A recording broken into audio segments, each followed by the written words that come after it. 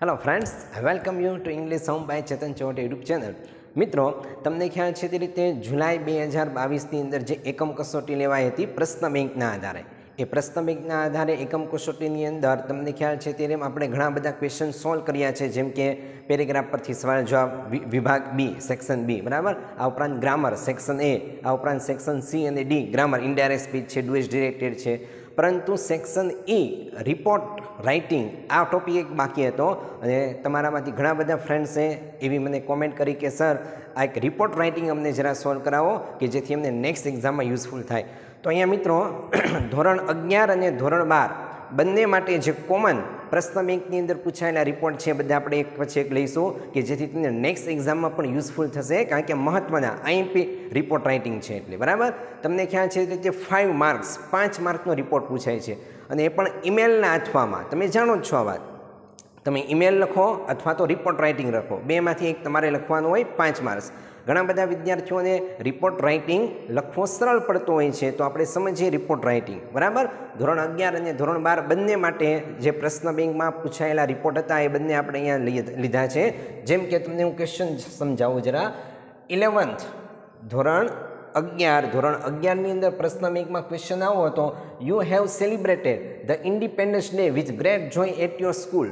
તમે તમારી સ્કૂલની અંદર ઇન્ડિપેન્ડન્સ ડે એટલે કે 15મી ઓગસ્ટ સ્વાતંત્ર્ય દિન ખૂબ સારી રીતે ઉજવ્યો તેનો રિપોર્ટ અહેવાલ લખો। ધોરણ 12નું જે પ્રશ્ન બેંક હતું મિત્રો, એ ધોરણ 12ના ક્વેશ્ચન બેંકની અંદર ક્વેશ્ચન આવો પૂછાયો છે, the draft a brief report means એક ટૂંકો રિપોર્ટ તૈયાર કરો ઓન હાઉ એટલે કેવી રીતે the Independence day was celebrated in your school.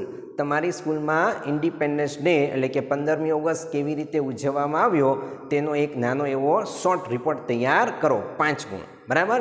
રિપોર્ટમાં તમે જાણો જ છો, છતાં હું તમને ઇન્ફોર્મ કરી દઉં, 2 વસ્તુ મહત્ત્વની છે રિપોર્ટ લખતી વખતે। રિપોર્ટ એટલે અહેવાલ।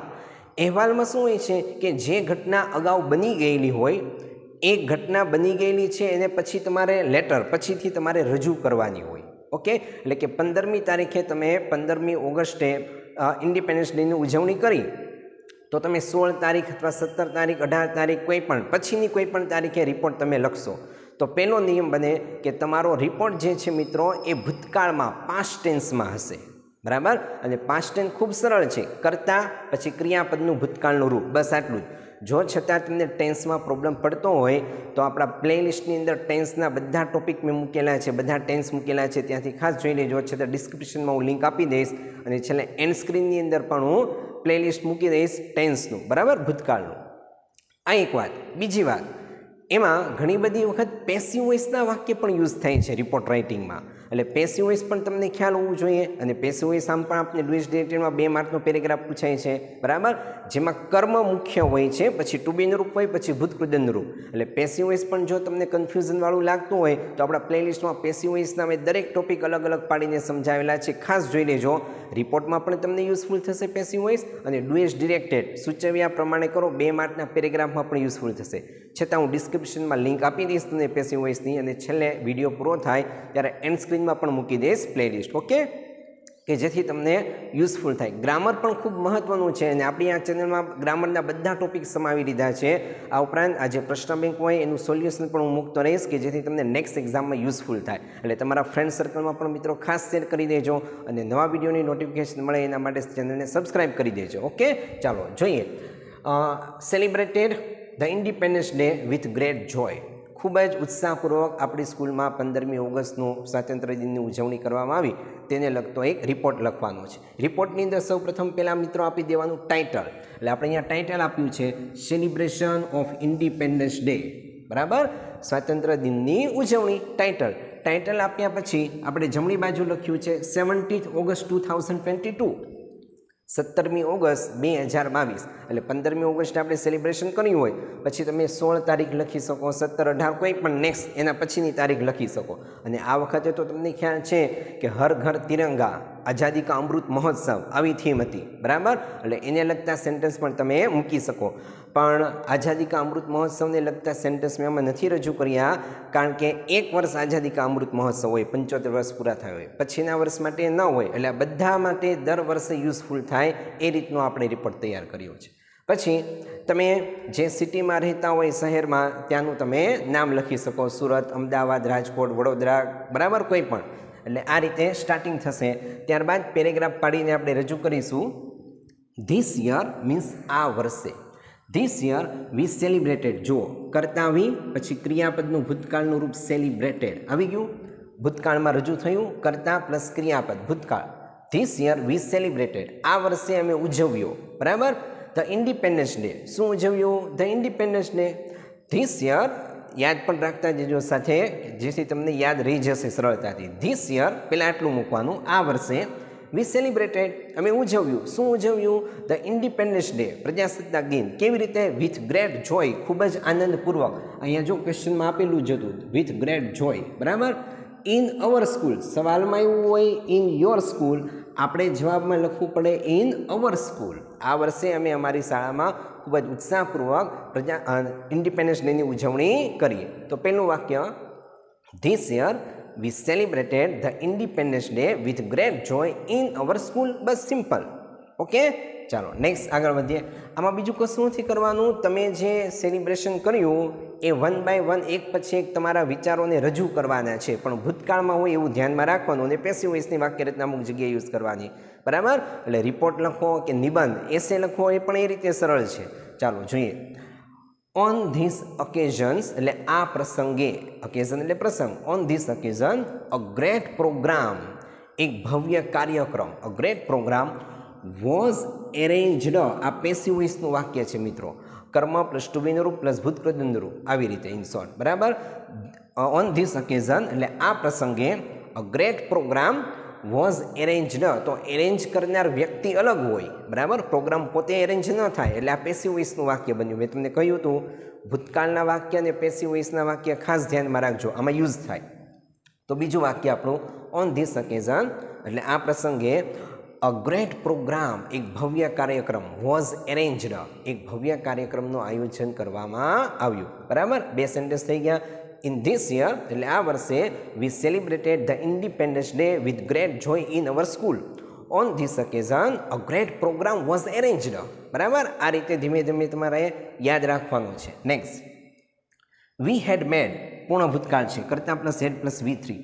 વી હેડ મેડ પ્રિપેરેશન્સ, અમે તૈયારીઓ કરી હતી. 12 days બિફોર, 12 days એટલે 12 દિવસ, બિફોર ધ ડે અરાઇવ એટલે કે આ 15મી ઓગસ્ટનો દિવસ આવવાનો હતો એ પહેલાં 12 દિવસ પહેલાંથી અમે તૈયારીઓ કરી દીધી હતી. તો વી હેડ મેડ, કરતા પ્લસ હેડ પ્લસ V3, પૂર્ણ ભૂતકાળ. We had made preparation, we had made preparation 12 days before, કેટલા દિવસ પહેલાં? 12 દિવસ પહેલાં. We had made preparation 12 days before the day arrived એટલે આ દિવસ આવવાનો હતો તે પહેલાં. વી હેડ ઇન્વાઇટેડ, પૂર્ણ ભૂતકાળ, કરતા plus had plus V3. We had invited, અમે આમંત્રણ આપ્યું હતું. કોને?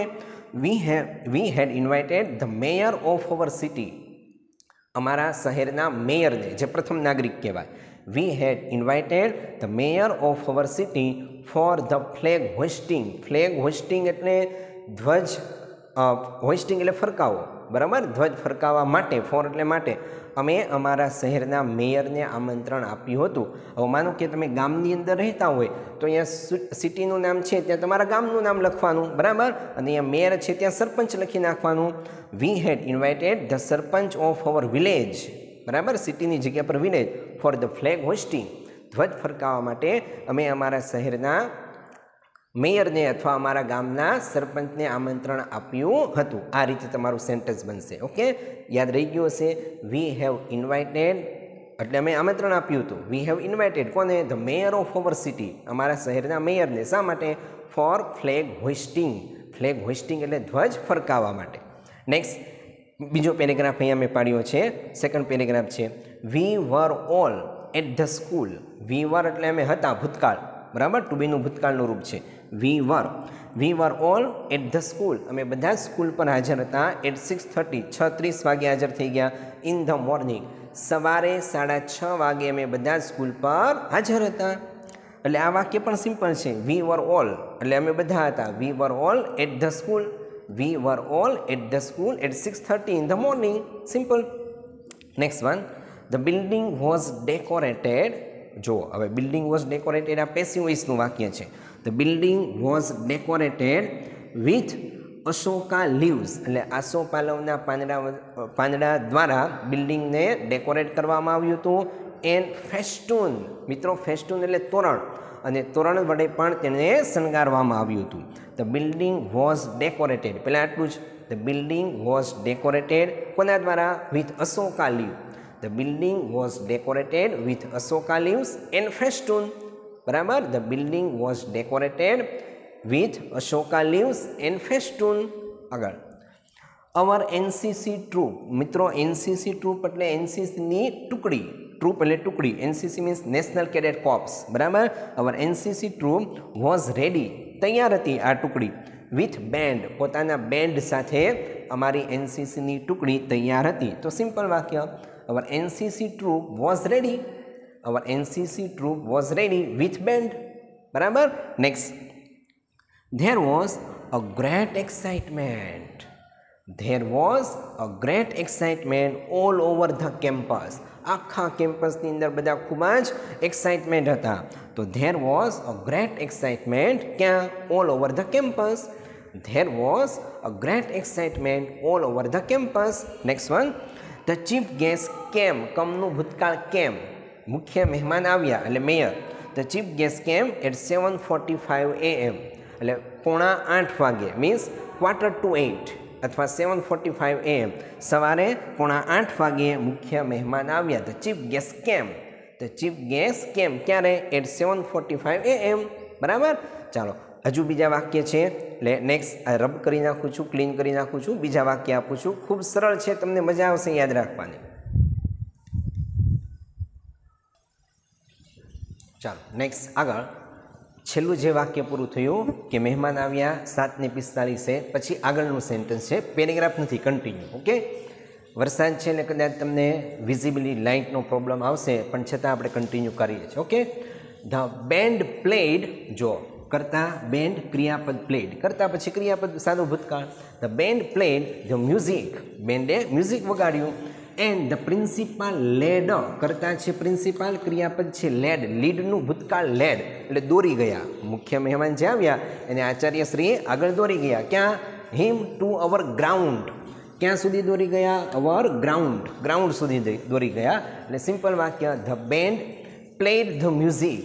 The band played the music, બસ 3 જ વર્ડ છે એક વાક્યમાં. The band played the music, બેન્ડે મ્યુઝિક વગાડ્યું.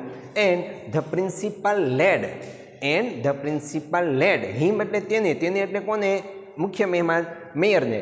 And the principal led him ક્યાં? ટુ અવર ગ્રાઉન્ડ, ગ્રાઉન્ડ સુધી લઈ ગયા.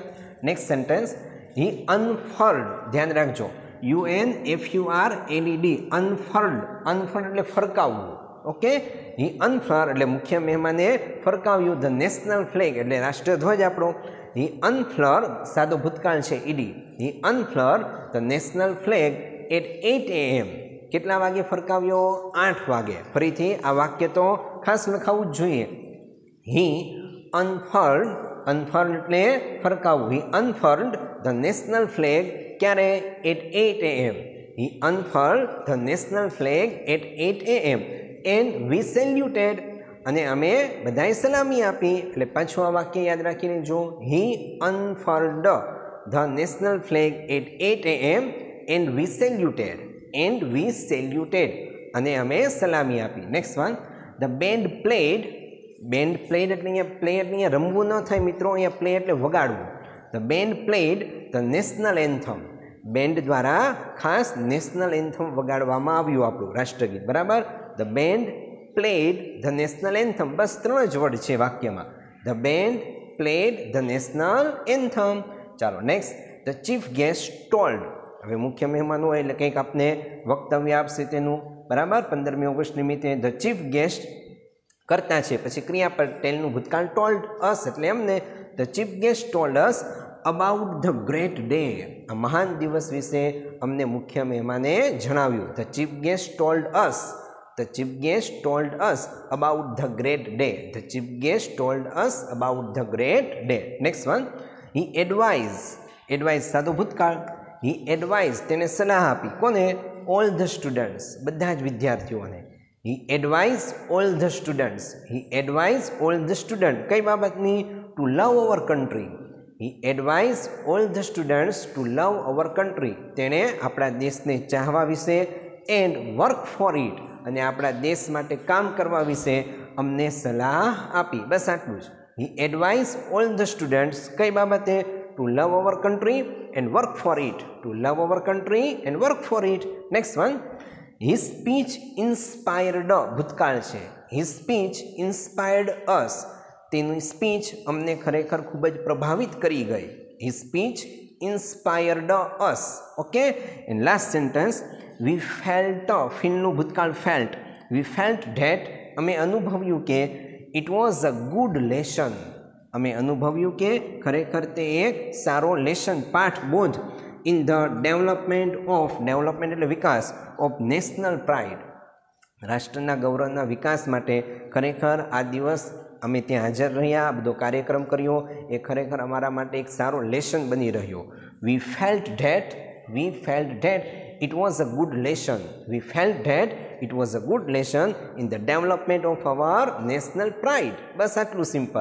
એટલે આ રીતના મિત્રો સેન્ટેન્સ તમારે ભૂતકાળમાં અને પેસિવ વોઇસના વાક્યના આધારે લખવાના હોય રિપોર્ટ રાઇટિંગની અંદર. બરાબર, બહુ સિમ્પલ વસ્તુ છે. તમે પ્રેક્ટિસ કરશો, 2 થી 3 વખત લખશો એટલે જરૂર તમને યાદ પણ રહી જશે.